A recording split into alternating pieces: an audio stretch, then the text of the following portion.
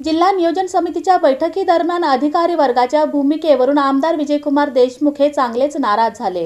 पालकमंत्री चंद्रकांत पाटील यांनी त्यांची समजूत काढण्याचा प्रयत्न केला।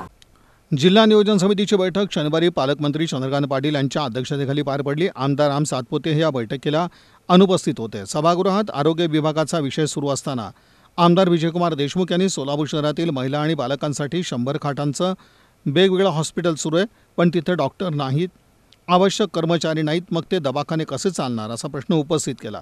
पालकमंत्र्यांनी यावर बैठक घेऊन आढावा घेत असतो असं उत्तर देताच विजयकुमार देशमुख चांगले चिडले। ते म्हणाले की दादा, तुम्ही बैठकांना लोकप्रतिनिधींना बोलवत नाही, कसं चालणार, मग आम्ही प्रश्न मांडायचं कुठे, असे म्हणून आपली थेट नाराजी व्यक्त केली। आपल्या जनतेबद्दल त्यांच्याबद्दल अभिमान आहे किंवा त्यांचं नाव असलेलं अधिकारी घेऊन या ना दादा।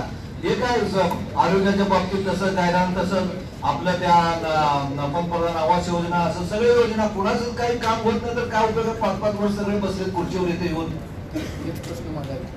सगळ्यात महत्वाचा प्रश्न इथं काम करण्याची इच्छा नाही दादा। उत्तर सोपं आताच काढलं असतं नाही खरं ना दादा। त्या परिस्थितीमध्ये प्रत्येक गोष्टीला माहिती देतो, 4 दिवसांनी आणतो। अरे माहिती घेऊन यायला पाहिजे होतं दादा, असं कुठं नसतंय। 3 महिने दादांनी सावरून घेताना ती बैठक आमदार खासदारांसाठी नसते, पण यापुढील आढावा बैठकांना आता सर्व आमदार खासदारांना मी निमंत्रण देतो। आजपर्यंतच्या जिल्हा नियोजन समितीच्या बैठकीत विजयकुमार देशमुख हे असे कधी चिडलेले दिसले नाहीत, पण नुकत्याच झालेल्या लोकसभेच्या निवडणुकीत भाजपच्या झालेल्या पराभवाची नाराजी या नेत्यांच्या चेहऱ्यावर स्पष्ट दिसत होती।